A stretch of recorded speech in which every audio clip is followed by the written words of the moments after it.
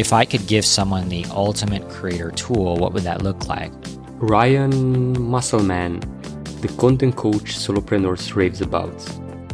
After 16 years of building content businesses and working with the likes of Google, Ryan started creating content on LinkedIn. It's always content that's the connector. You kind of start before you're ready because it doesn't matter. You have this initial vision, but it gets shaped by every victory and every failure.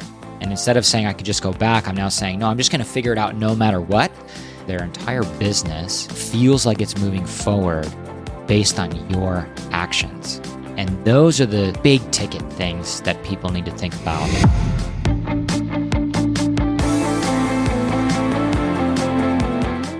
Hey Ryan, welcome to the Nomad Solopreneur Show. Hey, thanks for having me, man. It's a long time coming, and I'm glad we finally have made the connection here, so it's good. Me too, and can't wait to share your story and journey with our audience. And speaking of that, what sparked your initial interest to start creating content on LinkedIn and actually building a business around it? Yeah, it's a fun question to think about because I actually did not start off creating the content that I'm creating now.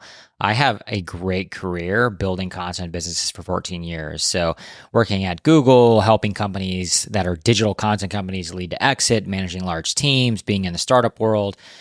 But I started creating content to really reconnect and stay connected to people in my industry. And then all of a sudden I started talking about content creation because people needed to learn how to do that. So copywriting, content creation, and it was just building my brand. Eventually I went down the route of saying, all right, let me just see what would happen if I put an offer together. So 6 months into that journey of just building a following, I put out an offer and I got a great response from it to the degree where I left my corporate job in June of this year after a great corporate career and now do this full time. So I wasn't even looking to leave when I first did it. It was just something that became so opportunistic that I couldn't ignore it. So I dove right in and it's been going well ever since. It's led to these conversations here. It's always content. That's the connector. That's the power of it. Putting yourself out there, opening yourself to opportunities that you never considered. I didn't even know this about you, that you didn't plan this in advance to escape the corporate world. And it literally fell together like that. That's amazing. And when did you feel was the moment to make that step, to left everything behind? Because as you mentioned, you work with some big companies and you have an amazing career in corporate. What triggered that step to left everything behind and continue on this journey? There's a couple of things. One, I had accomplished a lot of what I wanted to accomplish in that corporate side. And what I started to recognize was this pattern of me really moving from one lateral position to the next, but not always taking that step up. And it started to make me wonder why that was, because I would join a new job and it would be a great executive role. I'd like it for about 3 months, and then I'd find myself saying, do I really want to do this? And I should be accelerating a lot faster. And it just kept bugging me a little bit. And I'd always been told, man, you need to have more confidence in yourself to go out and do these things that you want to do. You have a very brilliant mind, very kind things that people would say to me, but I was lacking the confidence to do that. So it all kind of compounded, right? This desire to be able to build something and advance something without doing it off of the backs or the foundation of what someone else already did. And so I'd always be joining those companies and doing that. And finally, it came to the point of saying, what if I did this for myself? I have all of this knowledge. I have this proven process of taking businesses in a startup world and adding some element that wasn't there previously so they could move forward. And I finally said, let's go into doing that for myself. I started before I was ready, to be honest. And that's key advice. Well, all of life is starting before we're ready, right? Marriage, family, kids, careers, students, all of that stuff. We start before we're ready. And I think that was the jumping point of me realizing I can always go back to the corporate world. I've got a great track record there, but I will regret it if I don't jump in and at least try this. And that even changed in and of itself. Now, instead of me saying that and having this crutch of, oh, I could just go back, now it's no longer an option, at least in my mind it isn't. And instead of saying I could just go back, I'm now saying, no, I'm just going to figure it out no matter what. So that going back option is not an option. I'd rather just have a fulfilling career building it for myself and my own business. So a lot of that had an influential position in allowing me to make the jump. I love that. And I'm really curious because, at least personally, I kind of miss a bit the connection between my colleagues and similar interactions when I started working for myself. Did you miss that? I don't feel like I'm missing it because I build relationships with great creators like you, build relationships with other creators, and it feels like they're my colleagues and coworkers, even if we have a service that in reality on paper would be in competition with one another. So I'm learning from them, they're learning from me. We're supporting each other in this journey. So I kind of feel like I'm showing up to the quote unquote office every day, although I'm remote and virtual, but I'm still interacting with creators. We're still giving each other feedback. So the camaraderie that you would normally get from an office is now here with my peers because we're all in this kind of let's figure it all out together, regardless of us coming from a major background of 20 years like myself and corporate world to this student who's just starting off. And I think that's the great opportunity that is LinkedIn. It doesn't matter about your background and where you come from. It matters how well you can create an offer and deliver that offer and then grow in terms of the content and all the other marketing fundamentals. So I missed it at first when there was no LinkedIn. But now that there is, it feels like it came back and it's better than ever before. And I think that's the beauty of LinkedIn, because comparing to other platforms, the connections here are more authentic, more supportive, as you mentioned. Doesn't matter if it's your competitor on paper, but you still support each other, you still help each other succeed, and so on. And I think this type of connections, this type of authenticity, it's hard to find on other platforms. Not saying that other platforms are bad, but I think on LinkedIn are more real. Because let's say Twitter, a lot of people are having custom profile pictures. You don't even know how they look in reality. They are probably amazing creators, amazing human beings, but it's not that personal touch, personal connection. Pura Studio evolve on LinkedIn. How do you go from let's build something for myself to a six-figure business that you have now? How all those steps evolve? I would love to know. There's so much trial and error. So I started off thinking, okay, what I'm going to do is still work in my corporate job, but I've got this thing Parade, and I'm just going to have it as a side hustle. And I have no intentions of leaving my job. I had actually just started a new job in September the year before, and then didn't put out an offer until January. And that offer, again, wasn't to actually leave my job. I was just curious. And that curiosity bred leads and my first closed deal. And so that happened. And after I closed that deal, I closed a second. And now I started to think, well, this ghostwriting thing, like how could I scale this for a B2B marketing team who has, maybe 5 to 10 employees and they all need content? And so I started going after employee advocacy, right? So I went from individual ghostwriter, B2B company, but then it came full circle back to actually, I'd rather just teach people how to build their own content engine versus doing the content for them. And so Parade went from individual ghostwriter to B2B services to now content engine builder, I guess is the best way to say that. And now I go in and teach whether you're out on your journey, you're a beginner or you're advanced, I help you build your content engine. And one is with the Parade community, another is with AI, and that's more the premium cohort. I actually don't even advertise that. I just have conversations about that in the DM side of it. But the short answer, I think, is just a lot of trial and error, a lot of testing and learning. And this comes back again to what I was saying. You kind of start before you're ready because it doesn't matter. You have this initial vision, but it gets shaped by every victory and every failure. And you start to discover more about yourself. What do I like to do? What kind of offer do I have? And how does it meet that target audience right where they're at? And even your target audience changes from the beginning as well. I thought I was going to be serving recruiters. That changed to coaches. And I still serve and work with a lot of coaches now. But you actually said something to me that started to transform a lot of this. A couple weeks back, I think a month now, I was posting a topic about how to find your niche, right? And in the comments, I even saved it because it was so spot on.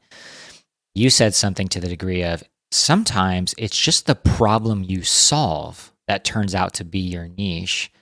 And so when you said that, it's like, boom, the lights turned on in the room. And I'm thinking to myself, yeah, of course.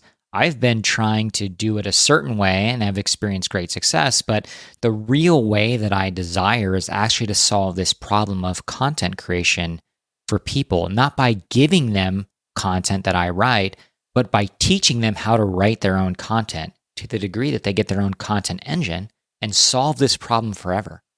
And so that is how Parade started to snowball down the hill into a 6-figure agency and have all of these different kind of faces until it finds its like true identity. But it's just been a fascinating learning journey that I had no idea was going to get to this point.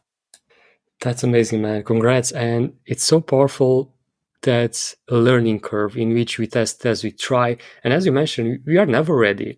If we keep postponing, if you keep looking for the perfect opportunity or the perfect situation to start something, we'll never do anything in life. And having that courage to actually go out there and start creating content, start moving step by step, learning in the process. And yeah, that's powerful that you mentioned about the comment I wrote. I always advocate that we are the niche. We have so many problems that we solve for ourselves. For example, I hear these mean comments when people say, yeah, you are 21 years old. How can you be a life coach? And I have a friend that is 21 years old and he's a life coach, but he can teach others like 3 or 4 years behind him that go through the same process that he used to go, solve the same problems, having the same struggles in life and so on. It's still part of our life. Every single one of us can share something. And speaking of this, I notice a huge trend now. A lot of people are trying to go on this path, to be a ghostwriter, to create content, to help others with this. What will be your advice for them in order to stand out? Because it's quite a huge market out there.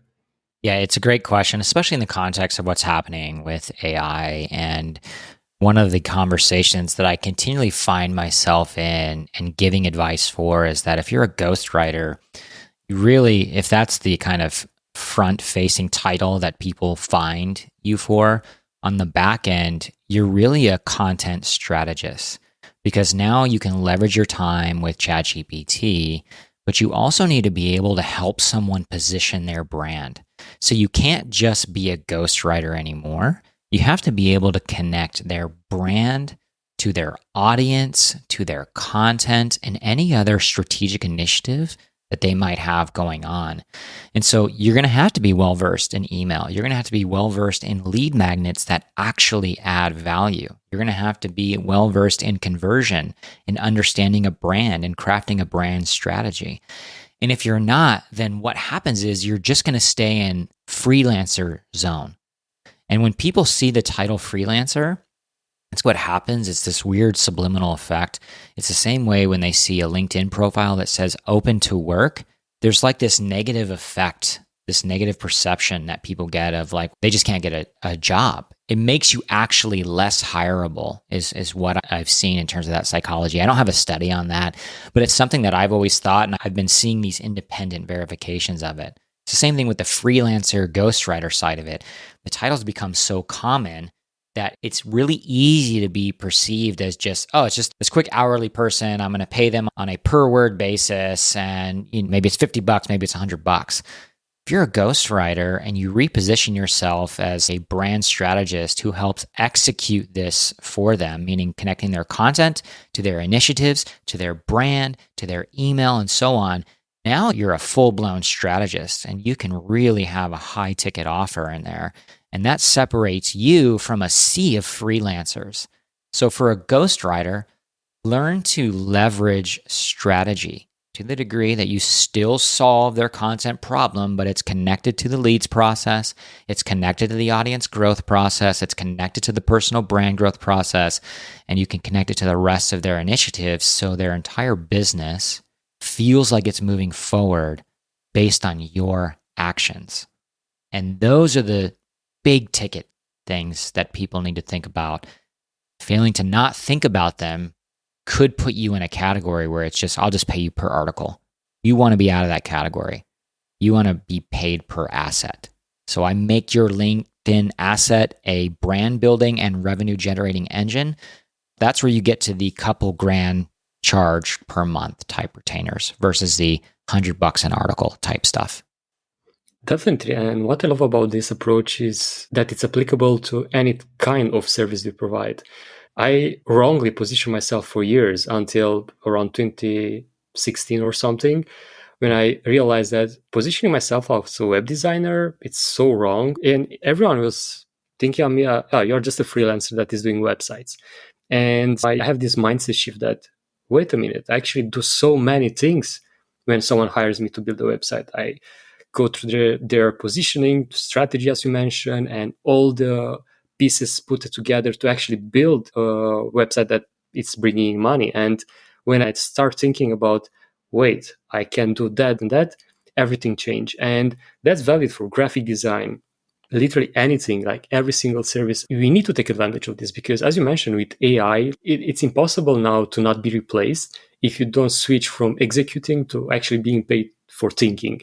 And this can be strategizing, as you mentioned, or it can be building products or coaching, consulting, and so on.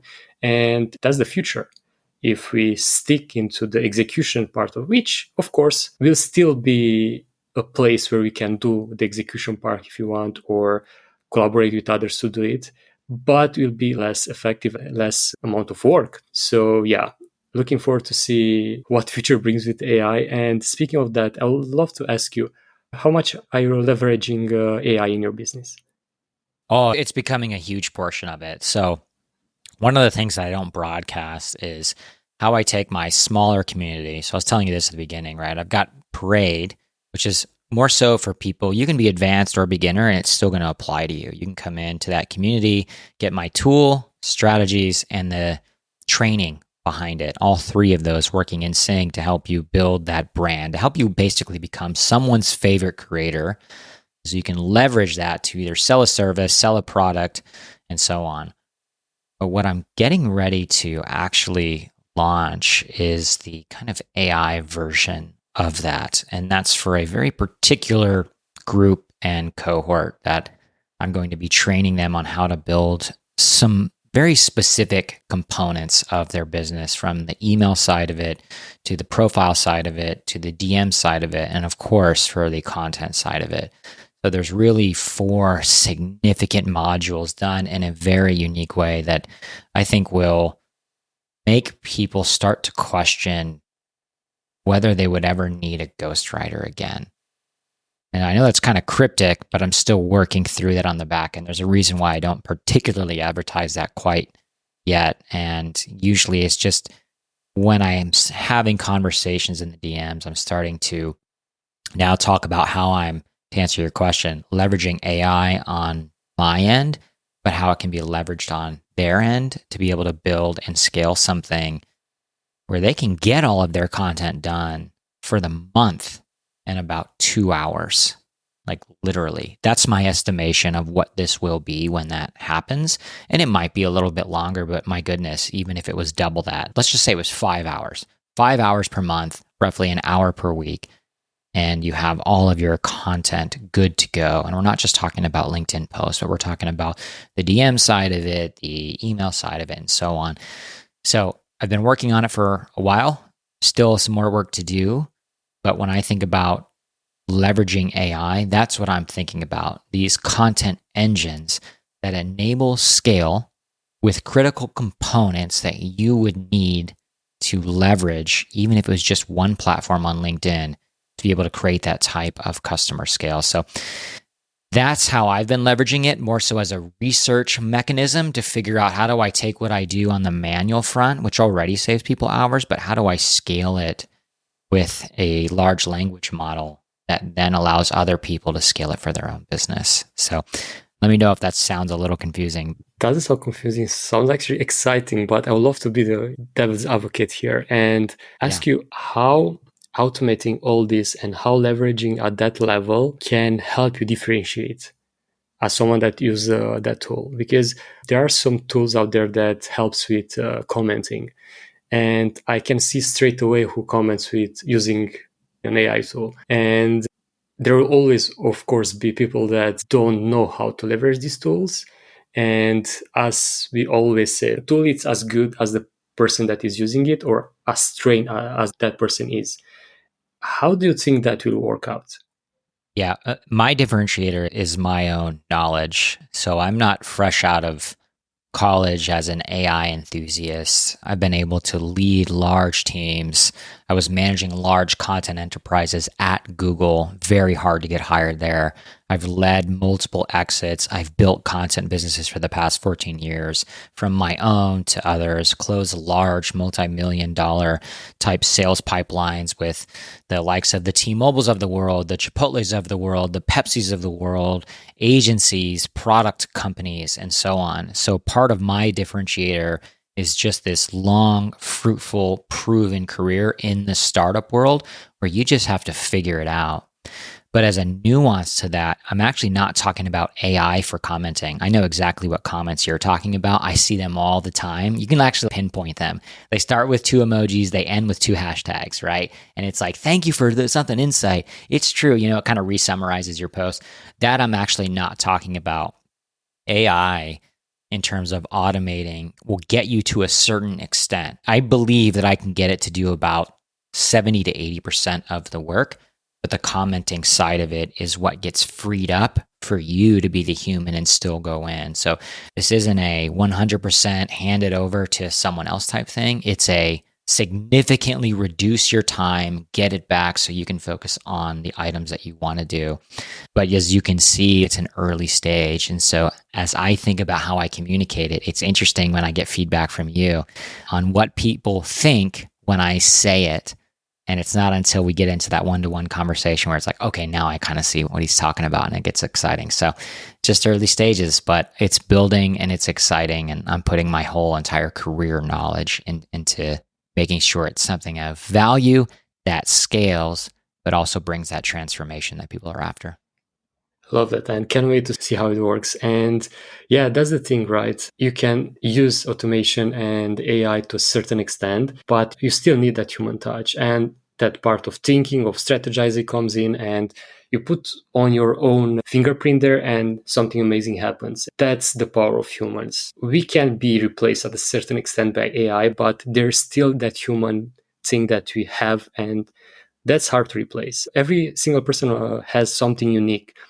Any story like you have, for example, unique background, something no one can take it away from you. And I'm not talking about knowledge, because that's another thing. It's irreplaceable. Speaking of knowledge, what type of resources do you leverage, with the exception of AI, in your business in order to move the business forward, in order to replace certain things that you do that others that are listening can incorporate in their own?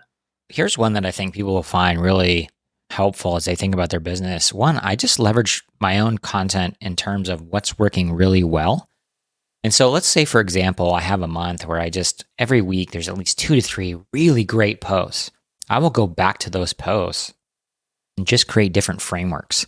And so I used this hook. And so now I can use this hook as a certain formula, right? I'll just take out certain things like time, action, results, and I'll just use those in brackets to create my own hook formula. Same thing with the rest of the post. And so then I can recycle them.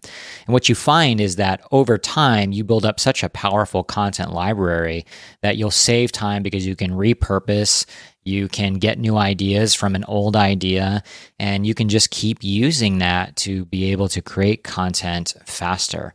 But if you can do that for yourself, then number 2 here is you can go and do that from other people. So looking at other creators, other businesses, finding out what works well for them and creating your own resources from it. Aside from that, it's really making sure that you're just excellent at research. And this can all come back to YouTube and your self-guided learning. It can all come back to books and podcasts and so on. I would just say that the only caveat there is you have to be very careful when you're on a self-guided learning tour. If you're not careful, while it's great to have a bunch of free information, you can actually start getting yourself into this black hole of, well, this creator said this and he's proven, but then this creator over here said this and she's proven. So do I listen to him or her? And how much of him do I take and how much of her do I take? And can I combine them together into something? Like, what do I do there?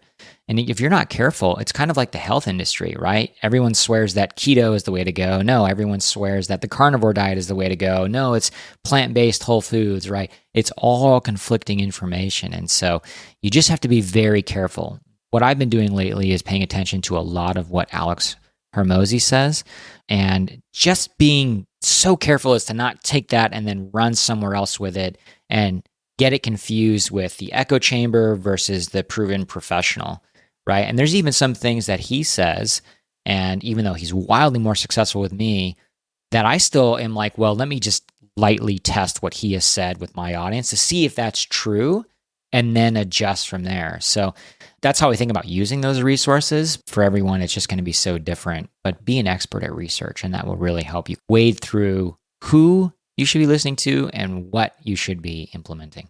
Indeed, in a world full of noise, I think being very attentive with how much information in the first place you consume, because often we end up in that rabbit hole. We just go further and research more, and we end up procrastinating. And one way that I do for my own personal learning, I look at someone that it's where I want to be. If a certain person arrive at a stage in life or in business that I want to arrive to, I follow only that person or maximum 2% journey, learnings, and so on. And for example, I don't plan to be Alex Hormozi, but it's one of the person that I learn a lot from, like binge listen these days to his podcast like crazy, because there are some things that I do wrong in business for so long. And just by listening to his podcast, I was like, holy shit, he managed to fix it and it works for him. I should try it as well. And now I try to implement to see if it works. It's a wild west out there with so much information, so many resources. But there are some resources that are extremely helpful. And one of them is your content system that I just purchased recently and saves me so much time. Please tell our listeners where can they leverage it, and if you can share more details about it.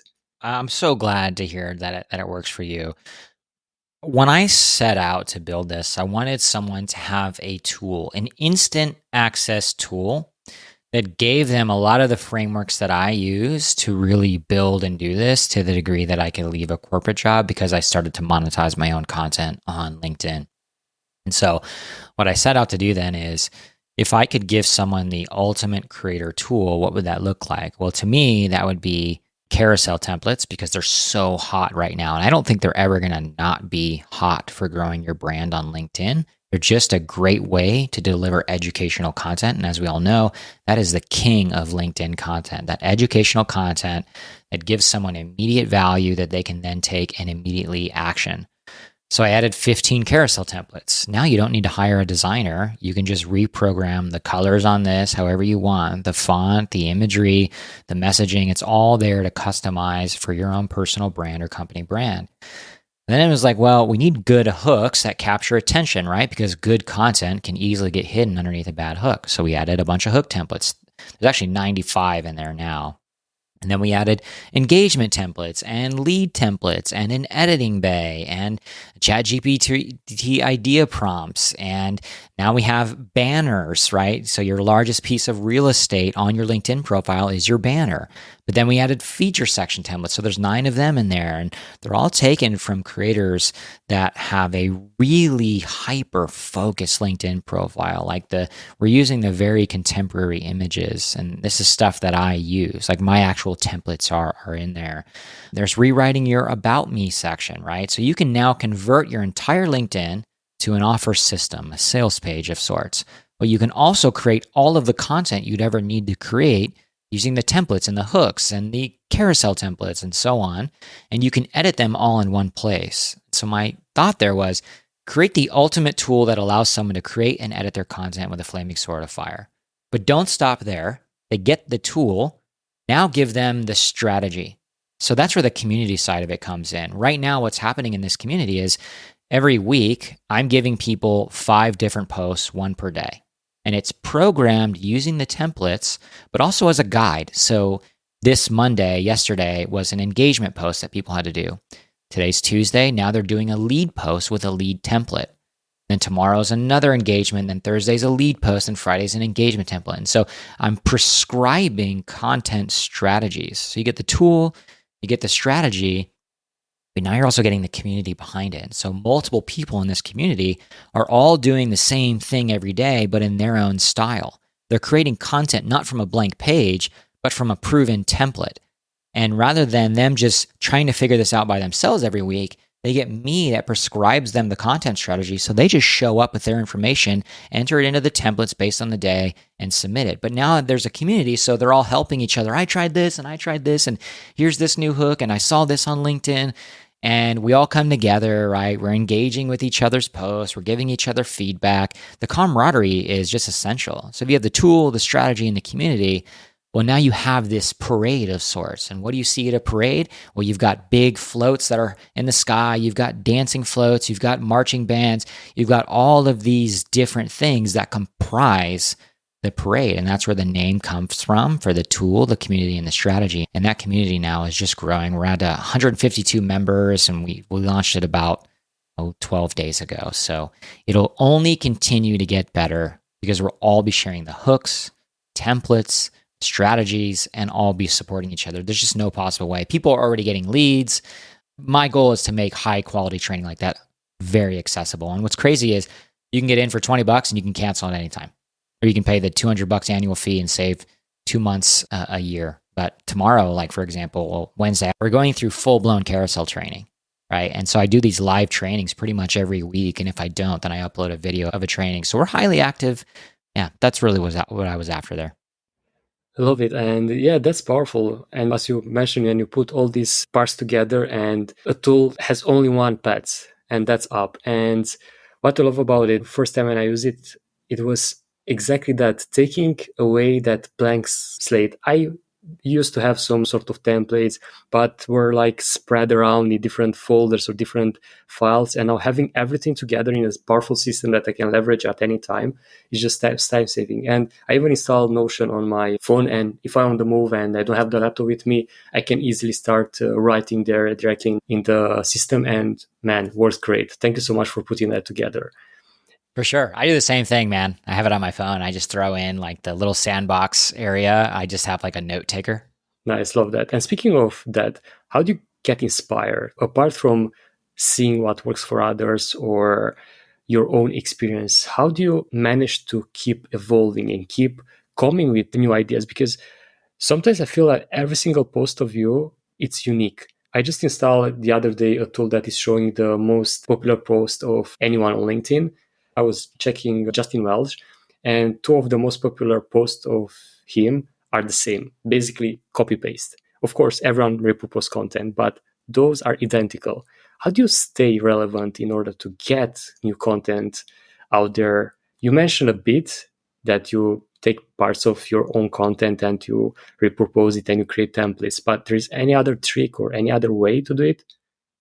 Yeah, my favorite way is to really think about when we talk about a topic, we think that we've covered everything, right? I could go and make a post today about making your LinkedIn profile fit an offer system. And I could cover the banner, the featured section, the about me, the headline, the content, the experience, the skills, the recommendations. But if you think about that in whole, what I really have there with all of those different subject titles I just mentioned are all individual pieces of content that you can go really deep with. So today, for example, I launched a 9-minute training video that shows people how to completely redo their featured section. And I showed them the wrong way that people do it, and then I showed them 5 steps to do it the right way. And then there's other added tips and tricks in there just to optimize that section so there's less friction and there's more of a highway to clicking on your offer. And that's it. And that's a 9-minute video. I could have drugged that out for about 30 minutes or so and went even more in depth.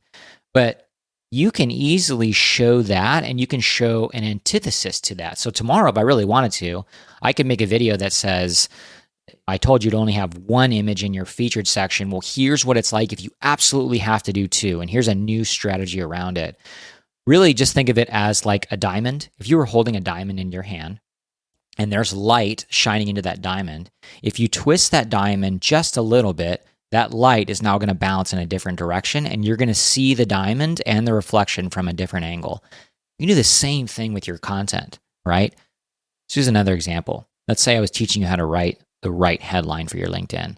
I could show you one way with one formula and show you multiple examples of why it works. And then the next day, I could show you a new formula and multiple reasons why it works. And so you can not drag it out in terms of straining it so no one wants to talk about it, but you can reposition your content by looking at it from all of these different angles and all of these other experiences. And the more you twist that diamond on one topic in the light, looking at here's how common people say to do it, here's how popular people have said to do it, here's how people in marketing have said to do it, here's how solopreneurs do it, you now can talk about a topic for an entire month, right? Without even having to change the topic. So that's what I like to do. I like to twist the diamond on a topic, go really deep.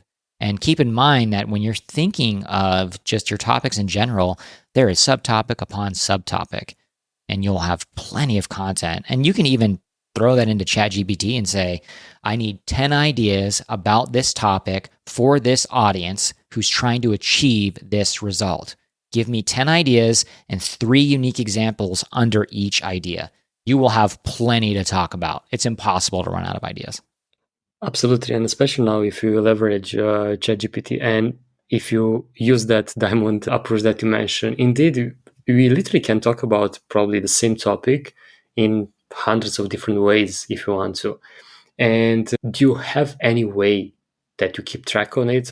Share the same idea about the same topic, probably even 2 weeks from now. Most of your followers will not even notice, probably.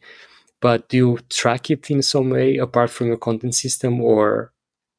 Yeah, I track it based on analytics. Most commonly, I think people listening to this have heard of Shield Analytics. So I like to go in there and look at those topics and see what's performed the best.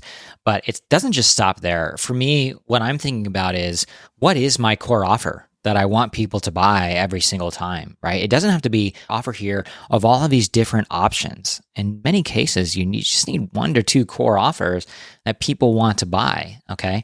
And so I'm thinking about my content, any piece of content I produce, how does it ultimately bring someone full circle back to that content or back to that offer?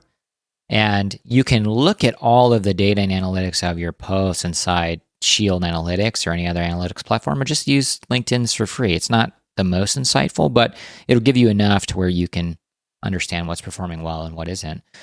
But look at that content and just make sure it's programmed to get them to your offer in some way, shape, or form. And that may not mean you're selling every post, but the content that you'd have would be relevant to the offer.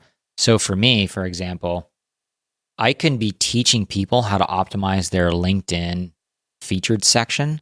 And I don't actually have to say, now go to paradesystem.net and get your content system, right? I could have just left the training as is.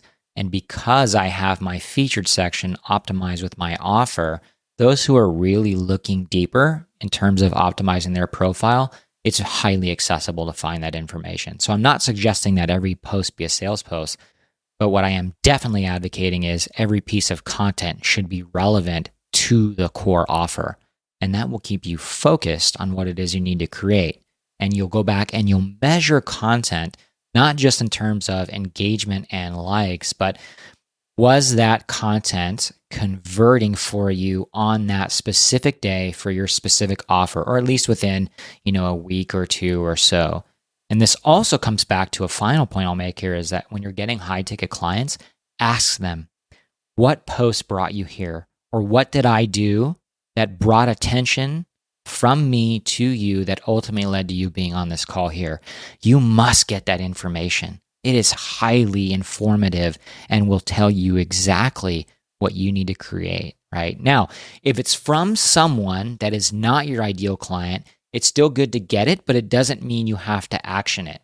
But if you close your ideal client, the type of client you love to work with, they're not high maintenance, they always pay on time, you're actually delivering them results, if they're giving you feedback about how they found you, and you see patterns from those clients of how they found you, double down on that content and go all in.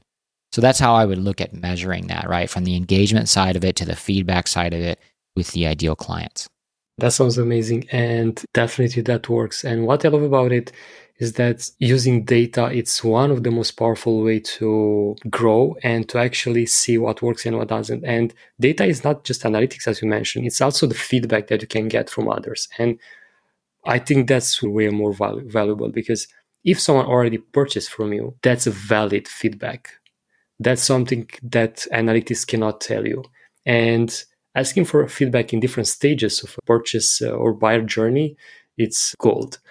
And you mentioned that you can purchase the content system at paradesystem.net. And I'll put the link as well in the show notes. And in what other place? Of course, LinkedIn. People can connect with you if someone want to get in touch or work with you. Yeah, send me a message on LinkedIn. Add me as a connection. I'd say that's the best place. I am active there all throughout the day, every day. So I'm starting to venture into the YouTube world, though, my friend. But start on LinkedIn. It'll give you all you ever need, and go from there.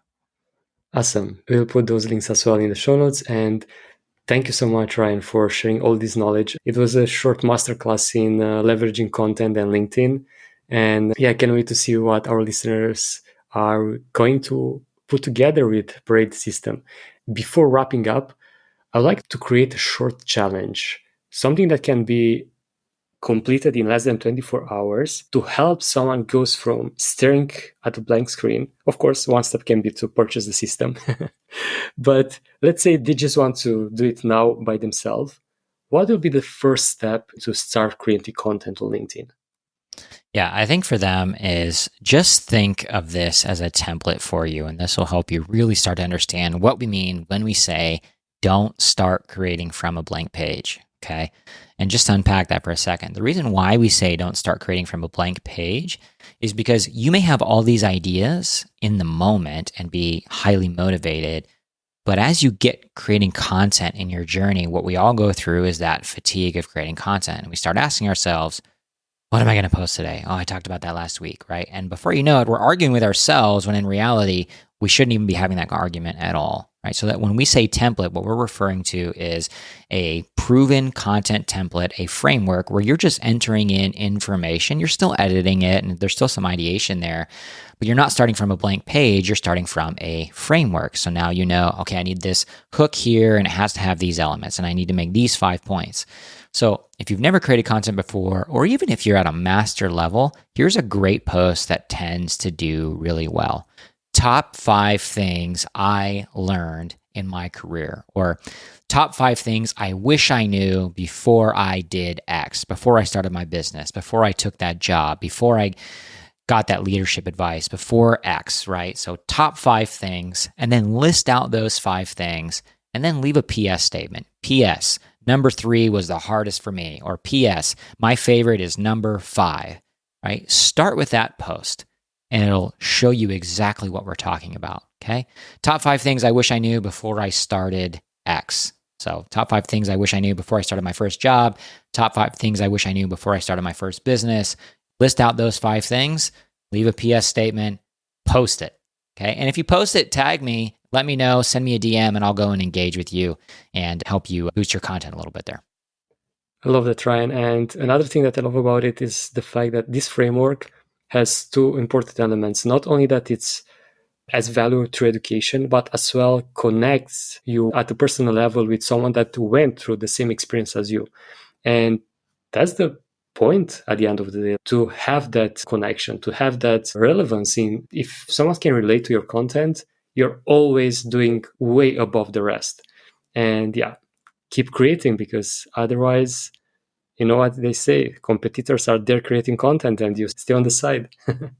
That's right, man. People buy from people. So that post template does everything that you just said, and it makes you highly relatable, right? Now a cold lead becomes a warm lead. And as you start posting content, one common thing you're going to find is that sometimes the people who buy from you are not engaging with your content. They're watching from the background.